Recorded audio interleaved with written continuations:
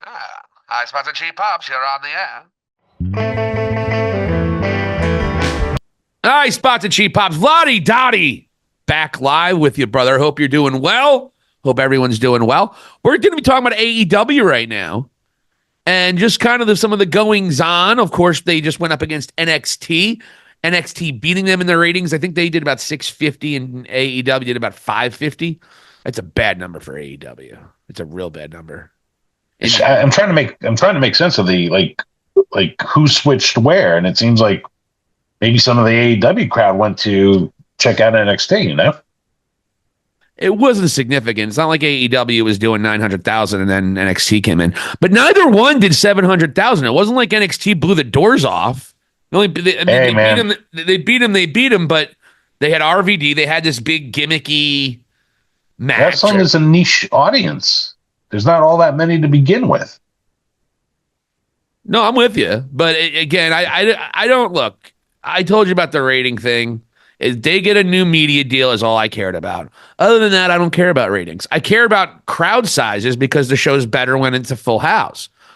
So, yeah, I mean, it's not a, I saw people online saying this is the beginning and the end of AEW. That's what we've been hearing for 5 years from these people. Oh, no, I don't take it that way. But again, I started watching the NXT show a little bit at ECW Arena. You know what? They made it seem like Full Sail University. But right off the bat, it was nostalgia, as you mentioned. Dawn Marie came out as a special referee. I also know, Bubba Ray was there. I know RVD was there. Francine, she's still hot. Yeah, Francine showed up. So, the only thing I wish that Paulie would have made an appearance, because I think that would have been just really great, but you can't bring him back because he's not back for the Bloodline thing yet. Yeah. So that's what sort of sucks. But I've been saying for a while, like, AEW should be going to New York and doing the Hammerstein Ballroom. Like, that's an ECW place. That feels like Thunderdome. Like, you would get a great energy in there, which would make for great TV. And it's similar to something like NXT did. They can kind of learn from this. Be somewhat Thunderdome. When you say Thunderdome, you mean make Mad Max or the Thunderdome? Yeah, like Mad Max, not like the Vince Thunderdome during COVID. But I'm just saying, like, it has this like nostalgia and just like this gritty New York feel to it, and it makes for really good TV. So if they were able to go and do that, even maybe twice a year, where it's sort of an event to be there, where people in New York, New Jersey, tri-state area all flock to that, and the place is going to be sold out. Great energy in it, but it's with your AEW crowd and talent. And if done well, you could probably pull off a better show than NXT did, if done well. So, I appreciate what NXT did. I think it's a great experience for those on the roster that had that moment there. It's being used properly, and they're putting on an entertaining show from what I read online. So it's not a bad thing that they're doing, in my opinion. No, but it's at the same time. My point is that AEW lost to the developmental show. I mean, they're pulling out all the stops and they're trying to make NXT as popular as possible. But NXT has not been lighting the world on fire with their ratings whatsoever. It's this myth. They were doing more toward their tail end in USA than they had been doing on the C-Dub. They're not pulling in 700,000 consistently on the C-Dub. So they're both, neck and neck. But, yeah. But the thing was that NXT did go on a Wednesday and take them down. Yeah. It wasn't, AEW had their normal slot. So usually that's a thing. Sometimes they have to go up against. I mean, this isn't the first time NXT beat their asses a couple of weeks ago when AEW was on Tuesday night. And AEW tried to have a big match. I think they had, what was it, Danielson and Yuta against, members of the Death Riders. I think it was Moxley and Claudio, or might have been Pac and Claudio. And they had like a championship match. I mean, AEW, look, it's not a hot product right now. It's just that simple. And your idea would make it seem like it is a hot product. AEW fans aren't coming out. And honestly, when they're there, they're not very loud. No, they look bored. at times. It's like they're all like clapping, and they there are things that are good, but it's like it's hard to get momentum going when you're playing to half a building, and sometimes less than that. When you're only getting 2,000 or 3,000 people in your building, it's hard to feel the momentum build, because as a fan on TV, you feel that it's empty. You can hear like a pin drop sometimes. Like it's quiet, like a library when someone's cutting a bad promo. Yeah. Like you can hear a pin drop other than them talking. And that's not the vibe you want when you're trying to get people to think, okay, this is a good product, let's check it out. And I think AEW is doing a lot better than they were doing last year. I really do. I think 2024 has been much better than 2022 or 2023 for that matter. So I know you could say, oh, well, they had the biggest show ever in 2022, and they had their top in terms of revenue. They had their best revenue year last year. That's all well and good, but they're not drawing an audience, and either in their buildings or on their TV. So that's the problem with AEW. But hey, they're going to be around for a couple more years at least, so they got time now at least. So yeah, so good for NXT. I don't like NXT. It's over the top characters. It's almost like, in a lot of ways, it's almost like early to mid 90s WWE. Like all these over the top, like the Italian, like they're all Italians and they're like these stereotypical mobsters. This Tony D'Angelo guy. And I saw him, they did Nunzio came in, of course, was in the FBI of ECW lore. And looked good too. But, those characters are so whatever. Carmelo, I mean, again, anyone on NXT, it's like they can get over, but are they going to get over on the main roster? And I would say that it's 50-50. You either get Braun Breaker or you get Carmelo Hayes. Carmelo Hayes ain't getting over. DIY ain't getting over. They're trying to recreate their feud, and Ciampa's turning heel. Maybe he's going black hard again. But he can't, because he's never going to be a dominant guy on the main roster. Ciampa's never going to be a mid-level champion even on the main roster at this point in time. I really don't believe so. And here's a guy that was a world champion in NXT. Same thing with Gargano. These guys are never going to be major players on the main roster, ever. There's Carmelo Hayes. Neither was better. I mean, just so. But you're wasting time, like bending over and picking up fives versus appreciating the $1 billion types that have been created here with a Roman Reigns, a Braun Breaker. For developmental to go and create and help create those sort of stars, those are legacy kind of guys. Yeah, Ciampa, Gargano, those are like mid-card guys. They're making a living. All right, they're not completely getting over on the main roster. Agreed. But the thing is, they got something to do in terms of, like, those guys are definitely going to go back to NXT at some point. It'll probably end up becoming coaches even, or whatever the case is, to help the next generation. But they're learning a certain way to go and be part of the business. Where, say what you will, WWE is the more professional company. On camera, well, of course, what they're doing in the ring. And you know what? AEW can learn some stuff from them. They're not gonna, but sorry. They're not. Yeah, they're gonna make it fun. But in that same breath, it's just, that's, what it's all for, and I'm glad you mentioned a guy like Braun Breaker, man. I mean, yeah, he's got the bloodline, no pun intended, but he's at least learning that way. And, it's a positive thing for the business overall. But yeah, in regards to AEW, I'll say this. We're talking about like bad promos and how it's quiet. Polar opposite in my mind. I absolutely love seeing the Hurt Syndicate on AEW television right now. What was your impressions of their very first appearance? Loved it. They are stars. Dude, Shelton Benjamin went from being irrelevant to absolutely something. They're all something. Like, I see Shelton Benjamin and Lashley together. These two are bona fide badasses. And the icing on the cake there is MVP, who is quickly becoming one of the best mic guys in that company, easily.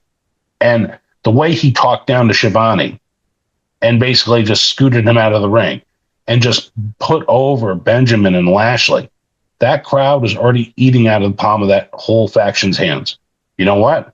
The Death Riders want to go and start attacking everybody that's under 6 feet tall. If I'm Tony Khan, I make the Hurt Syndicate my guys. And you know what? MVP is my mouthpiece.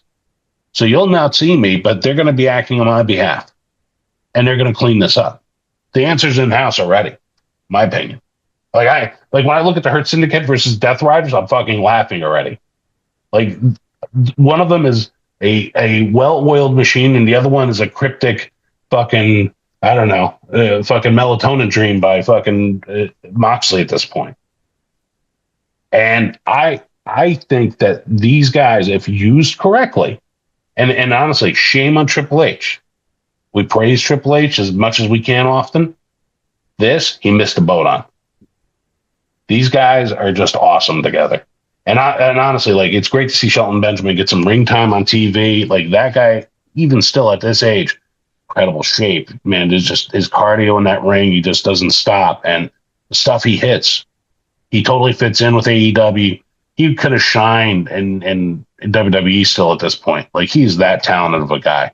And I know they're going to probably add a third guy. He's already been fishing, handing out the cards. I don't know who it is just yet. Max Caster is definitely one of them, and possibly yeah, that's a good call. Actually, that is a very good call. Claimed they're breaking up soon. They're getting a heavy teasing of them breaking up. Max Caster, greatest wrestler alive. He's been more about himself lately, but this last promo on Dynamite, if you didn't see it, there definitely was some looks. They were stepping on each other's lines. Yeah, he found MVP's card still in Max Caster's pocket, so I think Max can. He's black, so I guess you have to be black to be in the Hurt business. And I was thinking about that too. It's like, which is fine, But. I don't mind it. But the thing is, too, it's like you have the Sami Zayn being the honorary Uso, and it totally works. And even to a lesser extent, when Owen is part of the Nation of Domination, I know Vince was just being, basically like smart ass with that, and first trying to pull it off, and with everything that he was doing with Owen at that point. But again, Owen had universal respect, sort of like Sami. If they can find the right like Caucasian dude just to like put in there, or something else like it just fits ability wise with them, putting them in a suit and just owning that ring when they're in it, dude. They made Swerve Strickland look like nothing that night. It was like Swerve just was able to growl out a few words. And that promo on his end was not good. I didn't like what. He's just angry. He's just angry, and he can't. I mean, he's got a chain in his hands. He's got to cut a promo there. You got to cut a promo instead of just saying.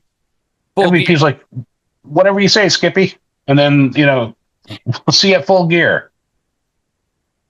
And it really demeaned him, and it wasn't even close. I am so rooting for Bobby Lashley against Swerve already. I'm on board.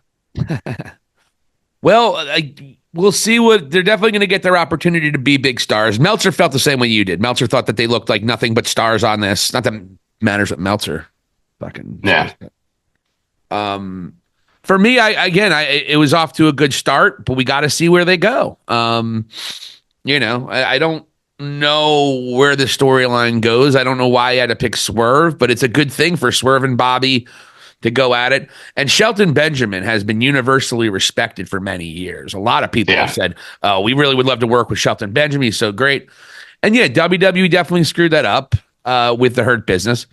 Or when whatever that faction was, I guess it was called the Pride, when it was Lashley, the Street Profits, and B-Fab.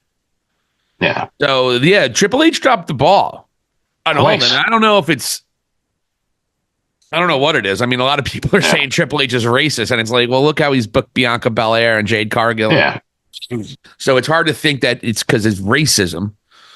However, his booking of male black men on the main roster, obviously Carmelo Hayes and Trick Williams have been very big in NXT, but on the main roster, and in fact, Montez Ford has not been too shy about expressing his frustration within WWE in the way the Street Profits have been booked. And I think their contracts are set to expire early next year. So Those guys are talented, man. Put it out there. And Montez Ford would be a talent that WWE should not let go because he has the ability to be a top guy. Yeah, absolutely. I don't disagree at all there. Those two are very talented, especially he can be a singles legend. It's 2 times in a row that Triple H just didn't push it through. And I don't know what the reason being, but like when I see them on AEW, it is them heads and shoulders above everybody else. Like, honestly, like with the Death Rider situation, if I'm Tony Khan, do I really want to lean on Kenny Omega, medical issues and all, and the Young Bucks to help save me, or would I want these guys? I just don't think they're going to be a babyface faction anytime soon. So that's why I don't think that's happening. And you're right on that. The thing is, I don't think it's necessary. Where you could add a lot to Tony Khan's personality through MVP. So maybe he's playing it like a heel sort of owner, or he's playing the babyface owner. You give MVP the creative freedom to do whatever's considered for the script that night, or whatever storyline they're going through. But I'm just saying, generally speaking, with Death Riders being so incredibly dangerous, with anybody who's basically 5'5" and shorter, like I'm expecting Marco Stunt to maybe make an appearance once again, maybe come out of retirement. Yeah, they are just focusing on mostly jabrones, aren't they? It's a real weird.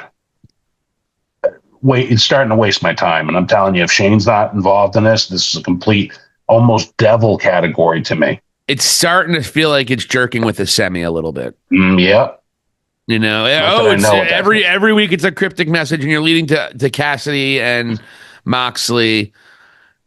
I'm not super excited for Moxley and Cassidy. I mean, I like Orange Cassidy as much as a lot of the next guys, but I don't think he's a top guy. I'm sorry. And I guess AEW does. How is he a top guy when you have people like Adam Copeland's coming back? You have Malachi, but like, how is Orange Cassidy higher in the pecking order than a guy like Malachi Black? That's beyond insanity, and it's stupid. It's dumb.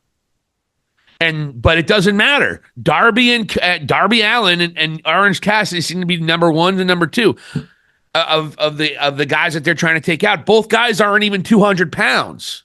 Yep. To your point.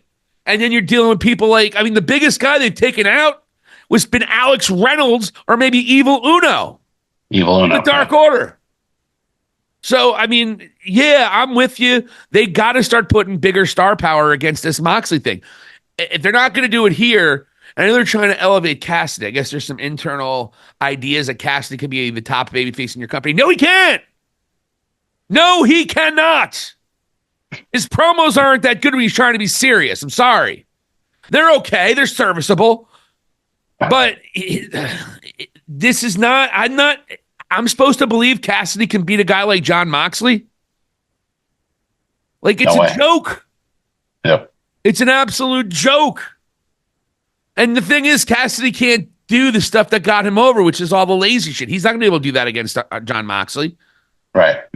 He'll probably still do the kicks here and there. Yeah. He'll probably do something like that. But at the end of the day, Orange Cassidy will get a couple people really excited. And I know he's over with a lot of people in the AEW audience. But you got to put stars against this Moxley crowd. You know? NWO was fighting originally the Giant, Lex Luger, and initially Sting, Randy Savage. Yep. They were going up against the top guys in WCW right away. And I'm sorry, Darby Allin's great. Maybe he's a guy I would accept. You can't go Orange Cassidy here. You can't. That be Moxley's first big challenge is Orange Cassidy, the guy who puts his fucking hands in his pockets, like a comedy wrestler. Is 170 pounds and also pushing 40. It's a joke, dude. It's an absolute joke right now. And I like the storyline. They have the workings of something that could be really cool. But like you said, now you're starting to jerk with a semi. Let's speed this process up. Let's figure out what's in the briefcase. Let's start figuring out if who the higher power is here, or if it's anybody. We got to speed the storyline up right now, Moxley. It's getting fucking boring. Moxley's still doing his thing. I like his promos. But now it's becoming the same promo week after week after week.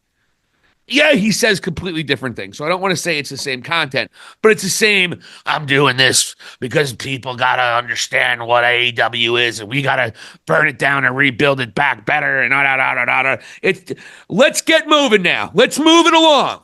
Wrap it up. Let's get to a point where it's interesting. And you're not just battling out a bunch of jabrones in Orange Cassidy and Darby Allin. Yeah, you're 100% right. I can't disagree there. They have every jobber scared shitless right now. We got that. You've already established that point. Now what? Danny Garcia. Yeah. I get it. They're the future of AEW. They're the future. Well, wait till the future to use them in your top storyline. Exactly. Fucko. Yes. You don't shoot them to the moon. Future. Yeah. They're the future. Cool. If they're the future, AEW ain't got much of a future. Yeah. But I agree with that. FTR showing signs I might be turning heel. Thank God. Do something. Just do something already. They got in a little bit of a scrappy little scruffle with Private Party. Interesting. I mean, they need to turn heel. It's obvious. They do. They need to turn heel on those goofy ass, stupid outrunners. Yeah, enough with them. Yeah, dude. I mean, it's not as bad as the Uzi Hot shit that they were doing with the Usos and FTR was there, but it's not good either. They're trying to act like the outrunners. Yeah. I want them to Ultimate turn heel. Warrior. And it sucks because I know part of them doesn't want to turn heel because the crowd liked them without them being baby faces, and the crowd really put them over without any help really from Tony Khan in the book. Yeah, to the detriment even. Yeah, exactly. So to that point, I get if Dax and Cash doesn't want to necessarily turn heel, but that's where they belong right now because they have really stalled. And if they want to get this tag team division back to where it needs to be, you put FTR as your champions or up there. You know, have them feud with Private Party, have a couple of killer matches with Private Party, which they could have, and then have them turn heel. And then have them be your tag team champions. And I always thought they would be good with the Death Riders, but maybe not anymore. Yeah, because we don't need the Death Riders to bring down FTR any further. I wouldn't say that, but I just did. Well, I don't know if I agree with you, but they got to move the storyline along for sure. Yeah, Adam Cole and Malachi Black, and oh my God, weird match. It was a good match though. It was a good match, but it was weird, slow and plotting, and just it was stupid, man. Well, I don't know if it was stupid. What was so stupid about it? It was stupid. What was your problem with the match? That was so. I don't know. Let's see. It plodded along. It was very slow paced. These guys who have worked together previously, as you mentioned online, it seemed like a going away match. Yeah. And Malachi Black's pissed off because everyone's making rumors. Well, dude, you did a curtain call again. That's like the third one you've done in a year, in 2 years. Exactly. And I didn't see that interview, and I just only watched that match. I'm like, holy shit, either he's retiring or he's going to WWE. I don't like the whole premise of this angle with Adam Cole specifically. Oh my God, it's terrible. I can't get into these matches because I don't want to see this. I don't want to see MJF versus Adam Cole. Okay? I don't know what's more ridiculous, man. The premise of this angle or Adam Cole's Simpson-inspired spray tan that he's getting before matches now. I mean, dude, he had tan lines with that spray tan. He took his knee pads down. His knees were white. I'm like, this guy's not even taking this shit seriously at this point. Like, what the fuck are we doing with this angle? It's ridiculous. And then honestly, when I got to tell you, this is the icing on the shit cake with this match and stupidity, right? The final thing, right? And this is of course, this is a Shivani quote. Malachi Black, defiant to the end.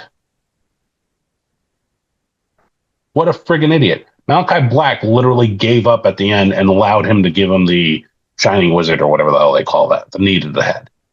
The boom. Yeah, the boom. So, like, How was he, Tony? Please explain. How was he defiant to the end? Was he fighting his way through this match, or did he just give up? The guy doesn't even understand. Gave up. He took a knee to the head and got pinned. Yeah, but before that, he sat, squatted, and was like, "Come on, hit me, just do it." I don't know if you recall that part of the match. Yeah, he gave up, and then when Shivani, dude, go back and listen to that part of it. Both Excalibur and Nigel, like you almost felt them looking at each other, and Nigel's like, "Well, I would say he kind of fell on his own sword," like try to cover it up. I'm like, "Yep, there you go." They don't even know what to say to this fucking guy at this point. Nigel's still good. Yeah. So yeah, I do like Nigel, but yeah, like overall, I don't like the Cole thing coming back. I don't care about Roderick Strong being involved. This demeans MJF. Yeah. I thought we were out of this shit forest, and we're not, and we're right back into it.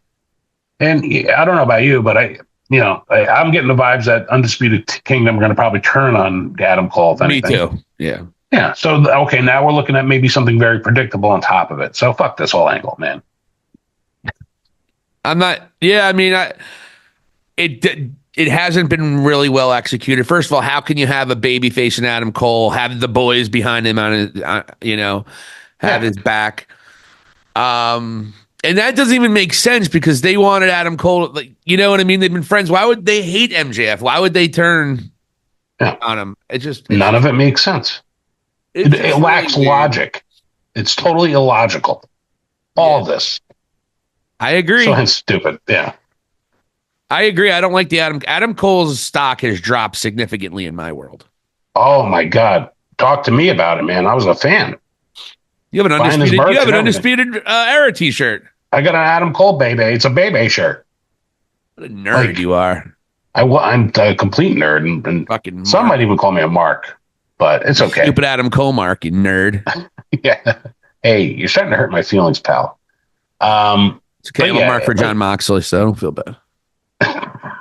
So yeah, like seeing him in these matches, it's a bit of a, to me, there's no comparison what I saw like earlier ROH stuff, and then in NXT, especially for me personally, and then what he's done here in AEW, especially most recently, and ever since that whole MJF feud and Bro Chacho moment. Yeah, not my thing, man. So this is really getting bad for me, though. So. And he's gonna keep on getting TV time. This is gonna keep on getting TV time. I'm surprised MJF isn't such a bad storyline too. I'm surprised he hasn't been more, he's sort of, I don't want to say mailing us in. He's doing his promos, and then these are all pre-tape stuff. Like, yeah, I think he's still doing a movie. So he probably only showed up he showed up like once a month. He's showing up, and he does all his pre-tape stuff otherwise. Yeah, because he's still shooting movie. He's still wrapping up that movie with Sandler. Yeah. So, which I get, but it's not the same thing as having him in the building as much. You know what I mean? This storyline is not going very well. This is one that I'm not super happy with. And again, I'm not excited about Cassidy and Moxley because we know Moxley's going to win. Cassidy has zero chance of winning this match. Yeah. The thing is, how does Moxley win? I got not that it was on this episode, but we didn't get a chance to talk about it. What was your thoughts about the Young Bucks leaving and like shredding the paperwork and all that sort of stuff? Well, I'm assuming that there's some kind of paperwork in that briefcase that Marina Sharova, what's her name? Shafir. Whatever. I don't know her. Well, that's the problem. I don't know her. But that's the problem. I don't know her. I don't know her. But that's the problem. I don't know her.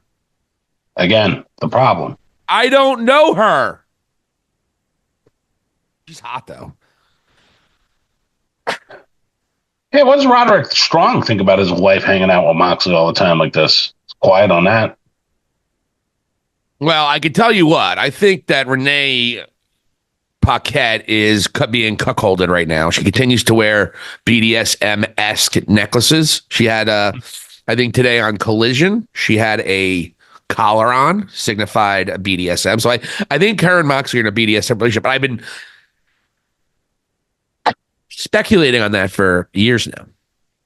And I'm always fascinated every time you bring it up.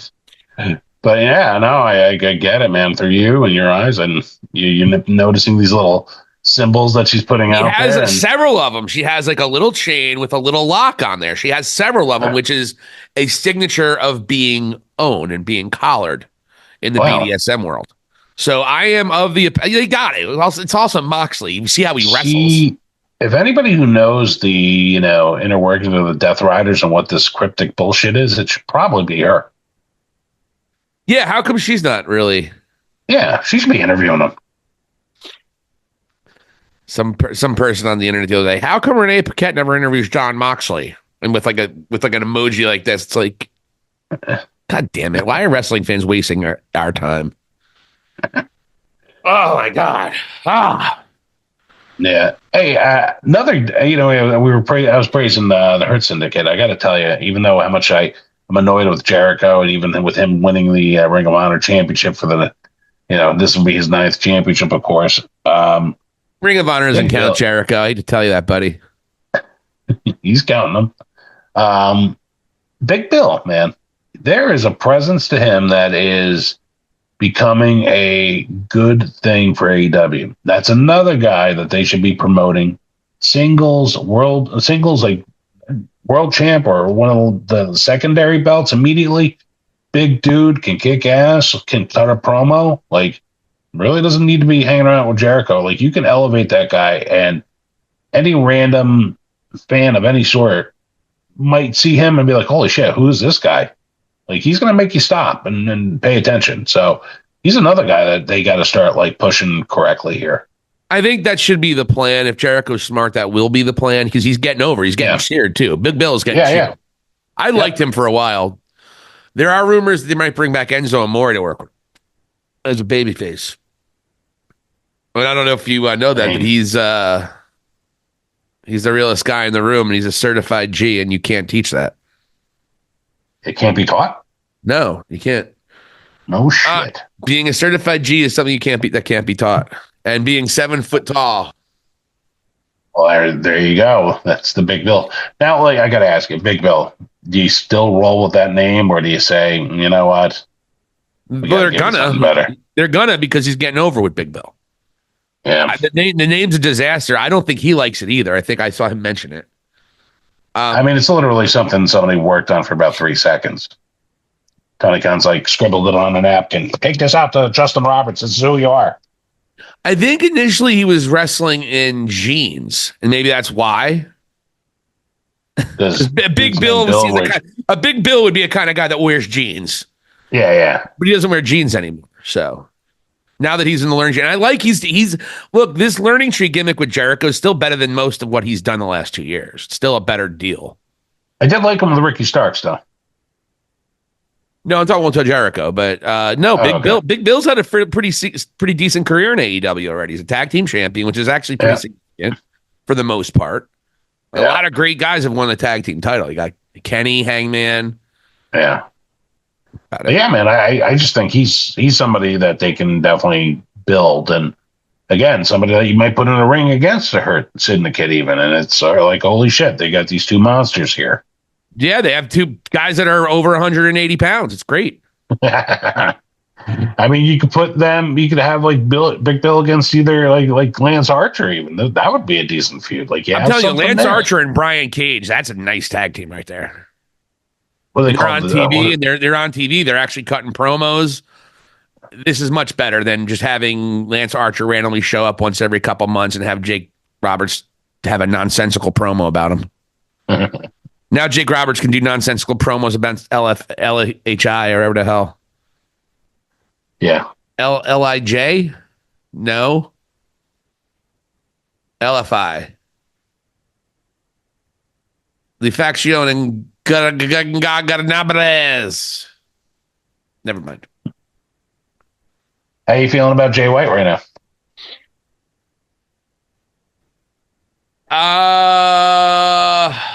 I don't know. I'm not loving it. I don't think he should. Again, you're having a situation where you're having your bad guy in Hangman up against a guy with a huge faction. Jay White's doing the best he can. He's cutting good promos. They're going to have a great match. They might have the match of the night. If Will Ospreay's not wrestling, they might have the match of the night at Full Gear. But yeah, I mean, I'll see how it goes. I don't love it either. It's weird how they're kind of booking backwards with Adam Cole and having a faction against the heel MJF by himself. Same thing here with Adam Page and Bullet Club Gold. So for me, I don't love it. I don't think Jay White's been booked 100% well, but he's on TV and he's cutting his promos, and he's not been booked well at all.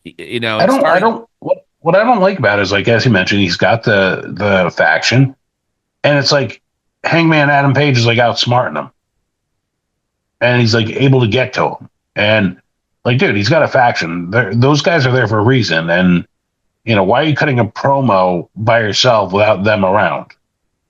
And you're, vulnerable at that point. I just don't get these decisions that have been made. And again, I don't know. I wouldn't have taken this approach with it. And I think Jay White, especially from the history that you told me about, his involvement with the actual Bullet Club, his standing within that organization, everything else, like, again, he is like hasn't necessarily achieved what he could or should, I think, at AEW. To me, my favorite moment with him was that FTR tag team match. Yeah, and Dax I think you saw that. Dax just shared that memory. It was a couple of days ago. That was one of the best matches. I think he might have said that was one of the best matches of their careers. Yeah, as well. Yeah, and everybody played a great part in that match. Like, I mean, that was a tremendous event, and probably the best episode of Collision, really. And so he has it in him. And then I'm seeing this feud, and then, like, you know what? Like, they could play the Bullet Club versus Bullet Club Gold part here. Like, hey, you remember that? We're the new, and basically don't respect you no matter how crazy. And yeah, you want to burn my house down and put a hypodermic in my cheek, but we don't give a shit. So I hear you. It could be better. Yeah, and also they don't pay attention to detail. I think we had someone, Chris, who doesn't like AEW anyway, but I'll give Chris Clibido a shout out. Not an AEW fan, so I don't know why he's posting about AEW, but it's okay. But it's basically how AEW books, and it was a fair criticism. They don't pay attention to the details in these storylines. And the devil is in the details on these things at this point in time, the way the business is. And they have before, and so that's kind of, and so why do things make sense? What's the motivation for characters to do things? What's the motivation for matches? What's the motivation for all this stuff? And so many times it just seems like it's fly by night seat of your pants. And that's, again, I think, it's been better than it was last year, but it's still a consistent problem for AEW. So, and Jay White's booking has been nothing short of that, but he's also been hampered with injuries. Juice Robinson had an injury. That's part of it. But, I think Jay White should just go out there, either get the international or the continental championship. Hopefully he wins it in this tournament that's going to be coming up, and let him roll with that as a heel, and let him have good matches and good storylines. But there are some good things happening in AEW. This whole thing with Christian Cage is going to tie into the Death Riders in some way, shape, or form eventually. Christian Cage is doing some good stuff still. So, and again, I think the Moxley things can be good, but we already talked about it. It's getting a little long in the tooth now. The Christian thing, and I adore Christian, but does he really have to try to recruit Hook? Can we just move on from Hook already? Like, why is he being brought out every week again? Hook? I guess they like him. They're trying to get him over, from what I could tell. I don't know. I mean, he's still getting a reaction. Same thing with Orange Cassidy. The problem is that you may not like the guys, but they're getting over with this niche audience. Yeah, I guess so. I mean, and again, I was a little bit high on Hook, but he hasn't really progressed. If anything, he's regressed a bit. He hasn't done anything really well. I mean, he did go from eating chips during his promos to actually speaking, so I guess that's a positive. But I never thought he was that good, so I was not one of those people who were on the bandwagon there.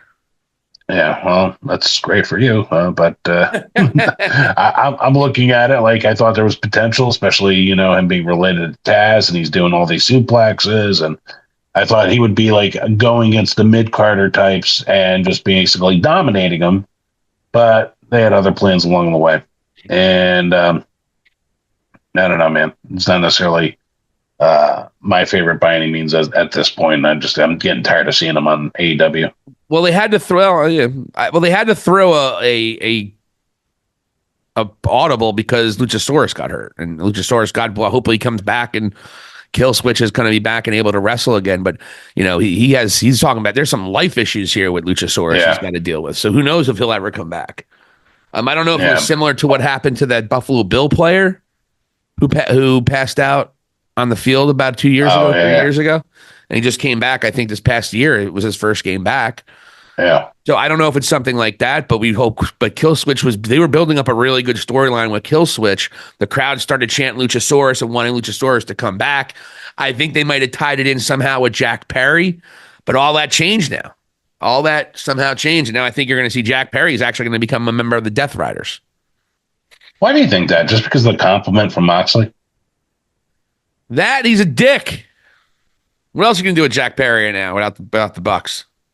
I mean, I don't know, man. I saw Daniel Garcia just manhandle Jack Perry in front of that locker room before they were shredding all that paperwork. They used to dance for me too. I like that line though. They used to dance for me too. But yeah, man, I don't know.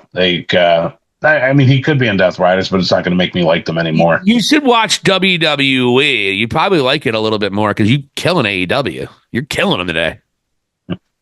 Not really, man. I'm all about Big Bill. I'm all about the Hurt Syndicate. I'm saying these are the positives. Takeshita losing to Ricochet, I wasn't a fan of that.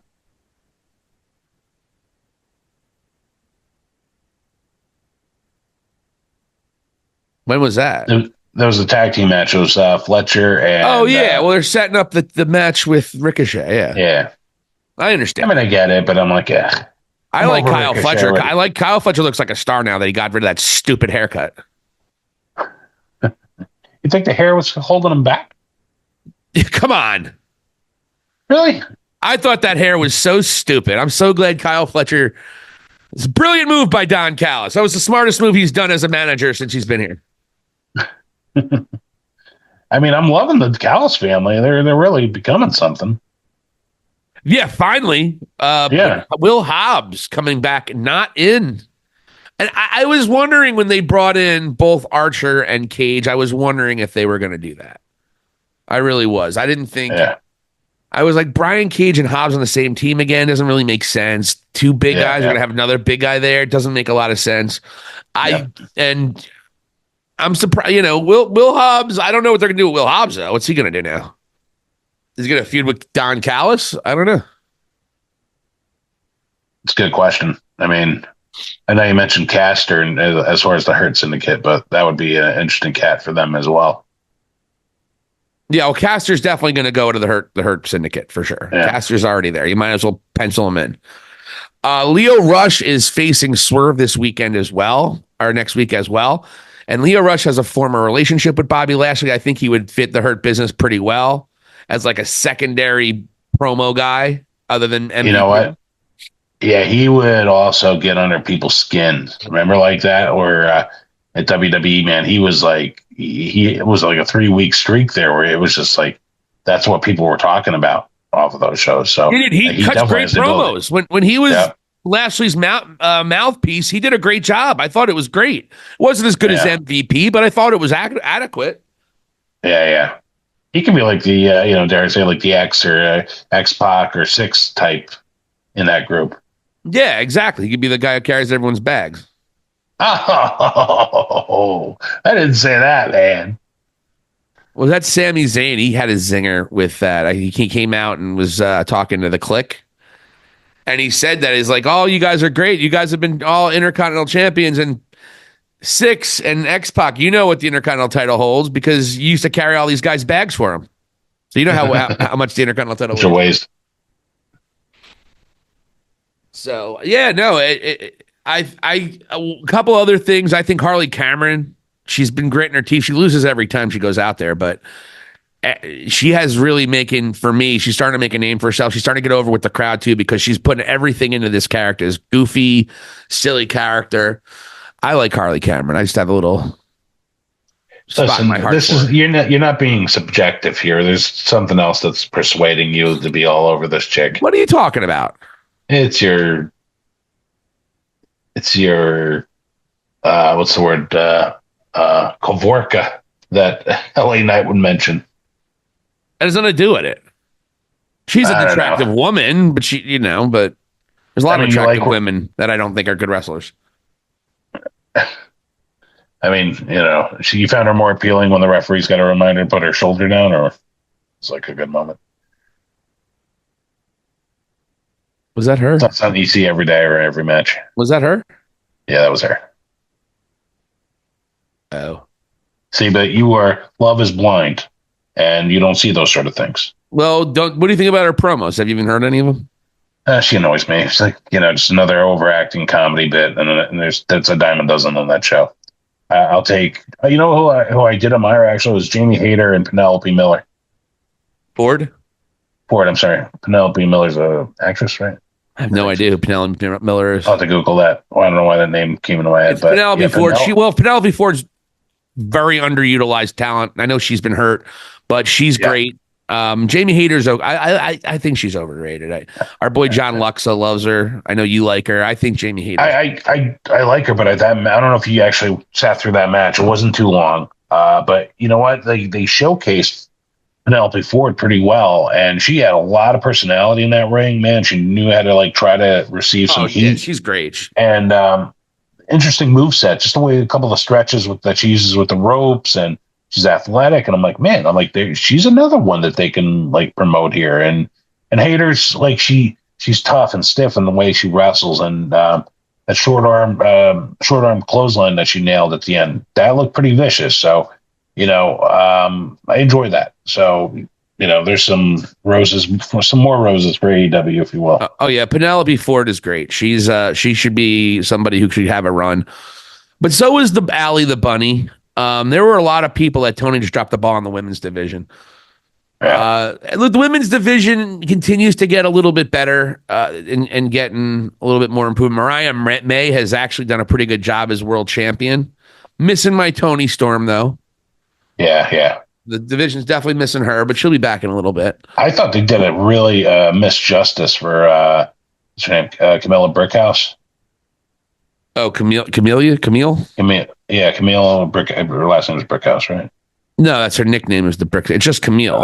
And Camille. Okay, so she's the Brickhouse. She's the Brickhouse. Okay, so Camille, where she jobbed out to Statlander. One, I'm like, why is she jobbing out? Why isn't this ending in a disqualification or something? Why would you actually protect her? Yeah, and then after that, Mercedes Moné is talking down to her and telling her to pound salt and go back to the locker room. I'm like, what's this shit? I'm like, that woman is a spectacle unto herself. Another attention grabber as somebody's scrolling through your television show and might want to go and watch her, and they're watching her lose. This is so asinine, man. Well, I think they're clearly setting stages, and hopefully they let it sit for a little while. But I guess they're setting a stage for a babyface turn for her and down the line. I'm sure, but again, don't have her pinned. They clearly weren't trying to get her as this dominant force that perhaps they could. And I'm with you there. I'm not going to go crazy because I don't think she's that good of a wrestler. So I'm not going to go crazy. I don't love her that much. So. I get it. But again, if you have somebody that size with that ability, you don't make them look weak. Yeah, I mean, you wouldn't have Diesel lose a match straight up when he was the bodyguard for Shawn Michaels. And you're not having Raquel Rodriguez look weak with Liv, but just Camille. It's a small whatever. I'm not gonna kill him for that. Of all the problems in AEW, that's not one that I'm not super worried about. Because I don't think Camille's getting over right now. She's not really over. Well, I mean, she's with Mercedes. It's hard to get over when you're next to Mercedes Moné, no? Which is fair. We know how overrated she is, and we know that she wasn't worth the money, but whatever. it's just we knew she wasn't worth the money when the contract was signed. Yeah. We knew Mercedes Moné was not going to be adding dividends in terms of asses in seats and in terms of bringing in ratings. Anyone that was expecting her to be a game changer was delusional. Right. That's why I'm not disappointed with her, because it's exactly what I expected from Mercedes Moné. She'll go out there, she'll have her good matches, and she'll be one of the best women in their division, or better women in the division, but she's not a game changer. She's not a Becky Lynch. You know, she's not a Rhea Ripley. She's not even, dare say she's not even a Charlotte Flair. She might be a Bailey at this point. Bailey's not doing much, but yeah, right. No, very valid point, man. Thoughts about Kenny wrestling? I actually wanted to get into that. So Kenny Omega looks like he's going to be back wrestling early 2025. His first match back should be somewhere around January 4th and January 5th for Wrestle Kingdom against a guy by the name of Gabe Kidd, who he had a backstage altercation. I think this was a work from Jump Street, in my personal opinion. But they had it because the video just dropped, the backstage altercation. It just didn't look like it was super real, because you heard what they were saying, and the breakup was. They were rolling around, so it did look almost like it was a shoot fight, but I don't think it was. I think they're trying to blur the lines. Kenny threw some shade at the other time there was a backstage altercation. He's unprofessional. Like the other time there was a backstage altercation, threw a little shade at CM Punk, which I'm all for. Of course you are. Well, it's just weird because Kenny was the guy who kind of took the high road on it. So that's why I think he's working here. Definitely. But Kenny should be the guy that comes back and challenges Moxley. Now, I'm not saying he should beat Moxley, but Kenny needs to come back and carry the banner for AEW if anybody should. First of all, he's got the built-in rivalry with Kenny. Moxley and Kenny might be, if they reheat this rivalry up, they've already had 2 different stints where they were rivals. Yeah. Where it was when AEW first started, and plus when Kenny beat Moxley for the title. So they've had a pretty heated rivalry already. They can reignite that. Certainly Kenny should be the one carrying the AEW banner over fucking Orange Cassidy. Holy shit. Shit, man. That is what they need to do, honestly. It's the only thing that makes sense. Yeah, have Kenny do that, and then you can have Kenny lose to Will Ospreay at All In. Or it wouldn't be All In. It would be I guess it would be Forbidden Door would be the one, because that's going to be the one in Britain. But I don't think they announced Wembley Stadium. I don't know. I think the Wembley Stadium show might not be happening anymore. I mean, they were somewhat full. I mean, almost full of the last one, right? It was like 80%, right? 50,000 out of 80. So I wouldn't say 80%, probably about 60. That's not that great. Yeah, it's a lot of empty seats. Interesting. Yeah, I mean, they could probably still do a big arena show. They could try. I don't know what's in the cards, but I think that's what you can do. You can have Kenny, and maybe somehow you have the Elite come back together to go, and they're the ones that defend AEW at the end of this. Instead of it being Darby Allin, you actually have the Bucks coming back, which I know, we started talking about the Bucks. This is a clear situation where the Bucks, and they had this really great idea of they were going to have a power struggle with Tony Khan. That storyline fell flat early, particularly showing the stupid footage of All In from the year before, or All Out. Oh no, it was All In. I'm sorry. From the year before. And Moxley had a better, and Moxley's storyline should be better. But the thing is now that's kind of dragging its feet a little bit. And so the Bucks are going away because they were being cowardly and all that. But I don't know if the Bucks coming back as a babyface is going to be that impactful. That's clearly what's going to happen. Yeah. But I would have Kenny be the guy that challenges and carries that banner for AEW. And then you could have the Elite against. But how many times have we seen the Elite versus some kind of formation of the Blackpool Combat Club? Right. So we're just going to see that again? Yeah. Yeah, I'm with you on that, man. They got to spruce this up a little bit. Yeah, so we'll see. But Kenny, I'm excited to have Kenny coming back into New Japan Pro Wrestling. But Kenny said something interesting. He said New Japan Pro Wrestling, even with having his AEW contract, he said that New Japan Pro Wrestling is still the best wrestling on the planet. Literally came out and said it in a promo. Tony Khan was loving that. It's just wild to me. And I think that, Kenny loves Japan, obviously. Cut a great promo in Japanese, of course. And we're going to see what happens. But it looks like Kenny is going to be coming back early 2025, which I'm excited about. But he needs to be the guy that goes after Jon Moxley and challenges Jon Moxley. Have those promos. Get yourself in a position where you're getting some excitement and some star power against this Death Rider faction. Because right now, Orange Cassidy and Darby Allin, as much as I like the guys and love Darby, these guys don't have the star power to get the juices on the cockles going from your fans. And more importantly, get other people. But it seems like they gave up on getting more people to watch their show. Why would you want that? Seems like. I don't know. That's what it seems like. They're not doing anything different than what they were doing. Yeah, so true. So WWE had a really good week of programming, though. So if that should make you feel good. I need to start watching it again. You really do. It's hard to have any segments on WWE if you. Yeah, I do promise I'll do. But on that note, I had a trivia question for you. It's WWE related. Ooh, Hacksaw Jim Duggan's the answer. Everyone knows it. You know what? You son of a bitch. I'm not going to even ask it now. I'm just kidding. So, with 1,071 recorded victories, who is the winningest WWF superstar to never be world champion? I know for women, it's Natalya. Oh, she's been a world champion, though. Yeah.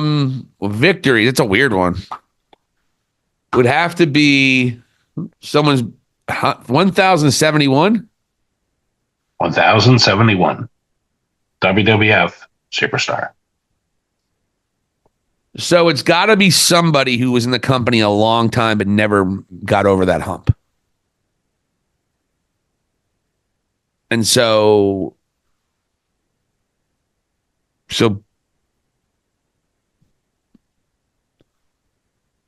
Goldust would come to mind, but he hasn't really been in WWE a long time now. But he was never world champion, as we know. Trying to think of who was like a intercontinental champion a bunch, but never won the world title as well. I think if you think this out, I think you're going to get it. Maybe. I mean, what era are we talking? Or does that give it away? 1,071 victories in WWF. Yeah, I'm saying what era? Was it expanding? I keep on saying WWF. So oh, I get you. Okay. Well, so they never saw WWE. Okay. I'm with you. That's the hint I'll give you, sir. The Junkyard Dog might be a guy, but I don't know how long he was in the. He left the company shortly after, I think, WrestleMania, 3 at 4. Yeah, grab them cakes money, man. He was out. He was out partying. With the WCW. He was older by that point in time, though, too. Yeah. Towards the 80s, late 80s, early 90s.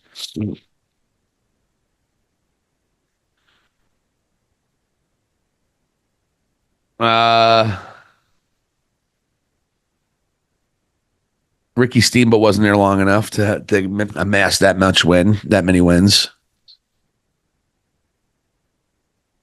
Neither was Jake. 1,071 wins. So you're looking at that. Say you have 200 matches a year.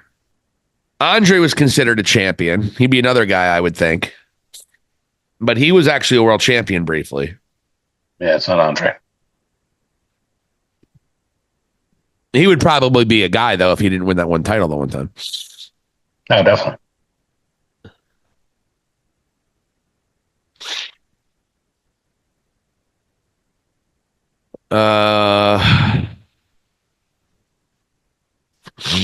David San Martino, huh? No, I'm just kidding. I don't think I'm going to get this. It seems like Roddy Piper would come to mind, but I don't think it's him. I don't think he didn't wrestle a real lot. And he lost a lot of disqualifications. Yeah. It wasn't Piper. Holy cow. Did you know Ricky Steamboat wrestled the original Doink in WrestleMania 1? Matt Bourne? Did you know that? Oh, really? I didn't realize that. I knew Steamboat wrestled a jobber, but I forgot. I didn't realize it was Doink the Clown. like young. It was a young Doink the Clown, Matt Bourne. That's wow.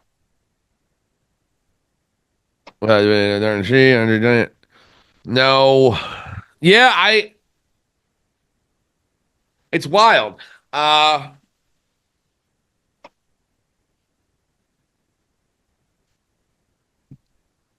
Magnificent Morocco might be a guy, but he lost a lot because he wrestled Hogan like 100 times. Yeah. But he was there for a while. He was there from the late 70s until, he was there for like about a decade. So Morocco might be one guy I would think of. And he was never world champion. I'm going to need some more hits. Was he predominantly a heel or a babyface? Babyface. Is it Chico? Chico Santana? It's Tito. He was, what's funny? He was the first guy I thought, but I didn't say it because what have you, but he was there for a minute. He was an Intercontinental champion for a little bit. Longevity. And he was with Strike Force, and then he came back and he was there for a while prior to winning the Intercontinental title. So Tito good for me. Look at me. I got it. There you go, man. You were right. Chico Santana. So that's trivia I bring to you this week. Excellent. I guess we're talking, that also counts for tag team as well, because he obviously had a great run with Strike Force. Remember Strike Force? Girls minimally. Cars. It was originally the Can-Am Connection, Tom Zink and Rick Martel, but then Tom Zink left and became the Z-Man in WCW. And so Chico Santana took over. And I was actually at WrestleMania 5 when Rick Martel became the model and said, screw Tito Santana, and left him high and dry to lose to the Brainbusters. Nice. Tully Blanchard and Arn Anderson. So, very cool. Yeah, man. I'm excited about that. I'm glad I got that. Look at that. Look at that. Did a great job, man. I did. I'll take it. Tito Santana actually on Cameo for about $20. And that's not an exaggeration. Really? I swear to God. Let me look at it right now. Ooh, Cameo changed they upgraded. Tito Santana. There he is. $15 now, by the way. Wow. Holy smokes. I'm going to get, I got to get somebody a Tito. I got to get somebody a Tito Santana. We should see if he would do the show, man. Oh my goodness. We'll probably do it for $40. That's what I'm saying. If you gave him $50, would he, let us interview him for like 10 minutes? Maybe we'll get at least 100 views. Oh, you know what? I bet you think it gets a couple of views.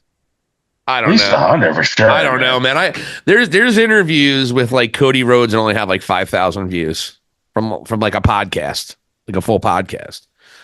So it's wild how they go these days. But yeah, man, Chico Santana. WWE's cooking on all cylinders, though, Vladdy. The Bloodline story, you got to get caught up. The Bloodline is really doing some really good stuff the first time in a while. So I do think it's going to be 5-on-5, though. So we have to figure out who the fifth members are going to be for each team. You have Solo. You have the B Club Bullets, the Bullet Club B sides, I like to call them, Tama Tonga and Tonga Lao.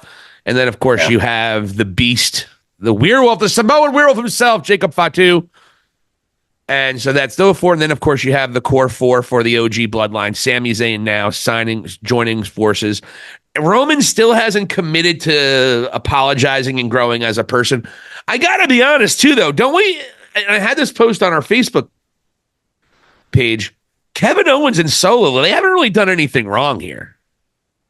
Right.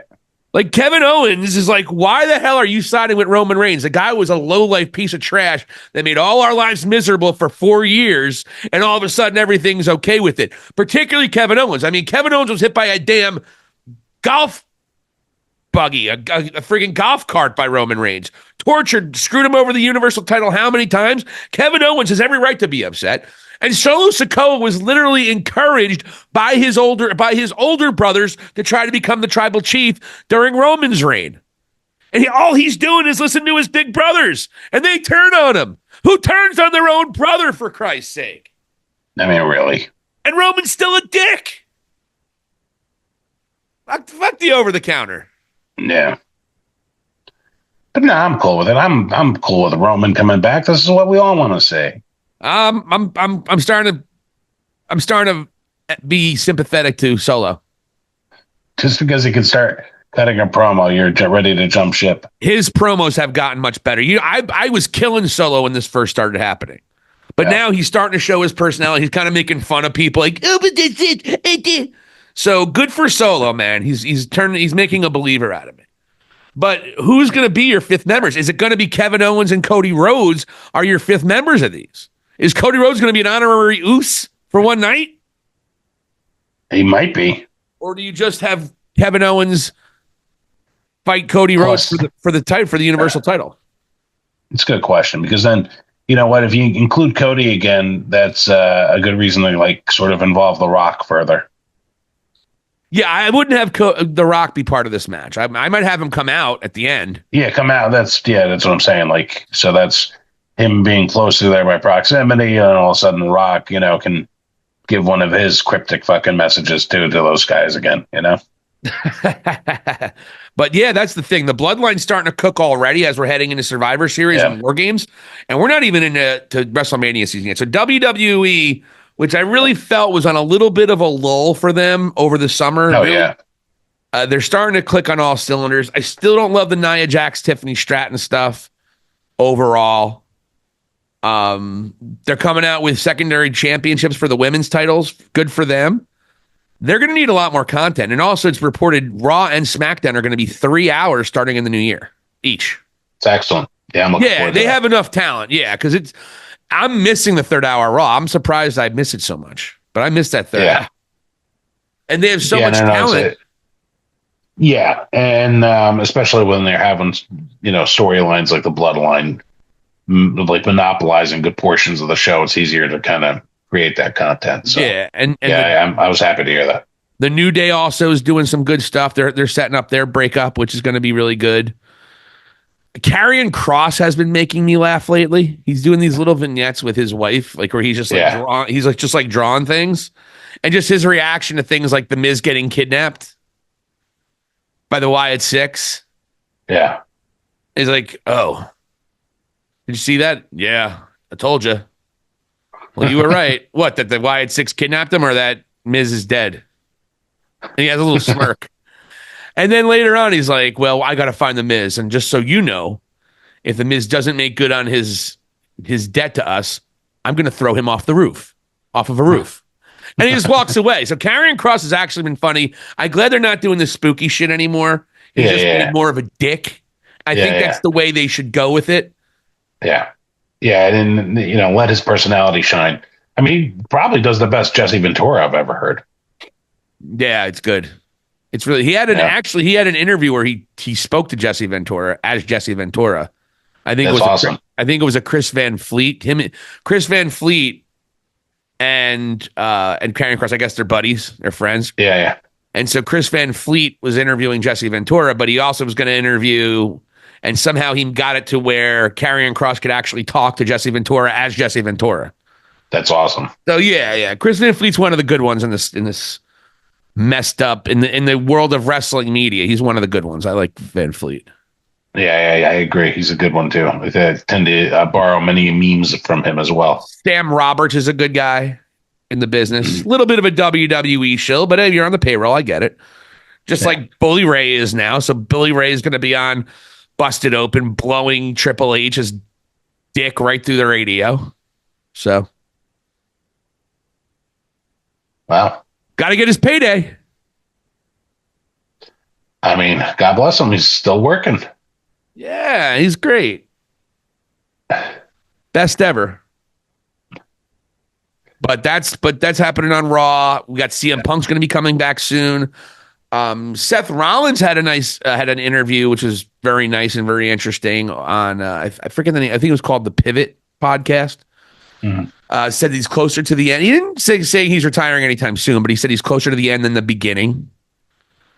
With injuries piling up and things of that nature. I think a lot of times when a guy, and same thing happened with Kenny Omega, when a guy who was at such a high level for so long and they have a pretty substantial injury, it takes them a while to get their confidence back and they start thinking, well, maybe I can't do this anymore the way I used to, and I don't know how long I got. Because Kenny was saying something very similar that Seth was having, and Seth has cleared away far and away the best in-ring performer in WWE, and it's not close. Gunther's up there, but he's not. I don't think he's in the stratosphere of Seth Rollins. So, yeah.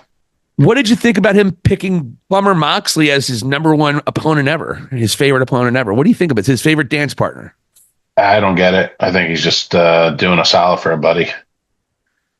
I don't know.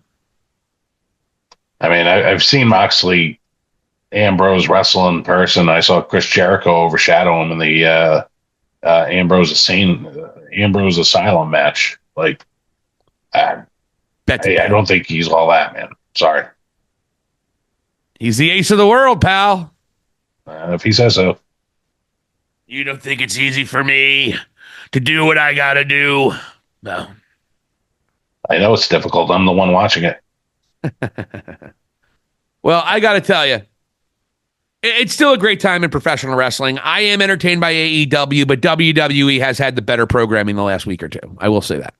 Yeah, man, they're on an uptick, so I got to start watching it again. And it would be nice to have a conversation with you about WWE. Yeah. I will definitely be more prepared next week for sure. We're past the elections. We're past the World Series of our beloved Yankees basically being exposed for the frauds that they are. And, and then we're past election season too. So I'll definitely be zeroing in on WWE further. Excellent. Well, also check out, there might be a moment in the Valley this weekend kind of spotlighting. We're going to try to kind of recap a lot of the shows, just what have you. And we're going to try to do some other things if we can get that going too, just to make sure we get our WWE palette, whatever. But Lottie-Dottie, one more thing before we go, we got to bring up. The kid has been beating your ass in the picks the last couple pay-per-views. Wow, this is strange. We're touching base on a non-pay-per-view show here, and this wasn't necessarily the case when I was like up 9 matches on you, whatever the fuck it was. Well, we were sort of quiet on that. You were down 2. I was down 2. Then I gained 1. Then I gained another 1. And this past pay-per-view, I beat you and took 2. And so we only have 2 more pay-per-views, sir. But I have a 2-match lead. Can I hold on and get the beloved Purple Nurple Championship back around my gorgeous waist? You're in trouble if I start watching WWE. Hey, I beat you with the I've been consistent. I'm up 4 matches the last 3 pay-per-views. So wow. Hey, look, I'm only up by 2 and we got a lot. We have 2 major big pay-per-views to come. We have Full Gear and Survivor Series. The last one culminating at Survivor Series, but after Survivor Series, I may very well be the Purple Nurple champion, and this would be a very short reign for you, sir. Only compared to the last one, which was like 5 years. Yeah, sometimes I feel charitable as well. So it's time to. I'll mail it back the next day if I were to lose for sure. But I don't think I'm going to lose it. I think you're going to go and crumble under the pressure. Well, again, Seth Rollins won and beat Bronson Reed. That was big. I think the next time they wrestle, Reed wins. But I thought Seth would have just kind of put it. I had a feeling the match was going to go like that, where it looks like Braun's like some kind of monster, and it took everything Seth could do to win. Yeah, but Seth was still going to win. And I forget what was the other one that. Oh, I picked Cody. over Gunther. Yeah. The reason I think they did Cody is because Cody's the bigger name. And I also thought Goldberg was going to be coming out. That's the only reason I picked Cody. But yeah, it was thank I God for that match. It saved that pay-per-view. That pay-per-view was garbage. I heard Goldberg wasn't going to be there, and that's why I chose Gunther. Because I think Goldberg a day or two before said he's going to have his last match in 2025, so that's got to be in 2025 sometime. Right. So do you have Gunther lose this belt to CM Punk? Or do you have Gunther hold on to it and then just beat Goldberg at the Royal Rumble or something? Or do you have Gunther retire Goldberg at WrestleMania? Is that what you would do? I don't want to see that at WrestleMania. You know what? I don't like the idea of Goldberg wrestling Gunther because of what happened in the Undertaker match. Like, I'm worried for anybody that gets in the ring with that guy. Like, the juice isn't worth the squeeze for me, man. I'm like a little annoyed. The Undertaker also didn't sell that right. I mean, the Undertaker didn't help out in that situation because they're both old guys. They were working like 90-degree weather. Yeah, it was a recipe for disaster. Goldberg can't go more than 4 minutes before he starts getting exposed, even though he had a good match with Bobby Lashley, actually. I think it was Lashley, wasn't it? I think you're right, actually.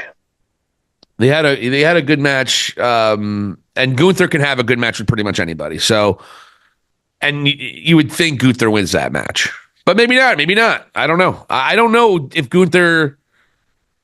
He's also teasing being a babyface. Gunther came out and said a lot of nice things about Cody the other day, and more importantly, Kaiser looked annoyed by it and looked pissed off by it. Yeah. Like, whoa. What the hell is this? Who's this guy? I thought this guy was supposed to be heel. Yeah, exactly. Gunther's coming from a place of respect, but he kind of always did. But we'll see how it goes. But Gunther could be a decent baby face too. So he can do whatever. He really can be.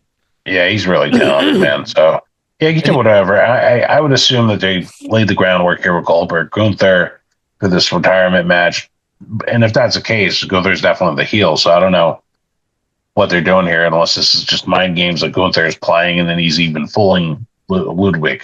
So, what's your main events at WrestleMania right now? I don't know if Punk gets his main event this year either. Yeah, I don't know, man. It's grasping at straws at this moment. It's like a lot could happen. Yeah, I'm just trying to think of. You have Cena's going to be there. Orton. It's a fascinating time. But yeah, we got a ways to go. I mean, after Survivor Series, then all of a sudden we can start revving that engine a little bit further. But we'll see what happens. Then the Royal Rumble, and then we're in WrestleMania season. We're only 2 months away from WrestleMania season. So yeah, and WWE has a lot of possibilities and a lot of people guessing on what Triple H is going to do with all these different scenarios and situations. So, all right, folks, I think that's just about it we got for the show this week. Thank you so much for watching. For Vladdy Dottie, this is Silicon Steve Valley. Thank you for watching Hot Spots and Cheap Pops. Here endeth the lesson. We are High Spots and Cheap Pops. Silicon Steve Valley and Vladdy Dottie give you the best pro wrestling talk on the internet today. We catch the things the other guys don't. And we also get a little silly sometimes. Pro wrestling commentary, clips, and comedy as we try to grow a fantastic community in positivity. We're anti-dirt sheet, anti-tribalists, and we are here for the enjoyment of the most unique form of entertainment on the planet. So check out High Spots and Cheap Pops. Hit the subscribe button on YouTube and follow us where you catch your favorite podcasts. We're on Spotify and now on Apple Radio, Amazon Music, and everywhere you catch your favorite music and podcast. High Spots and Cheap Pops, the best pro wrestling talk on the internet today. Here endeth the lesson.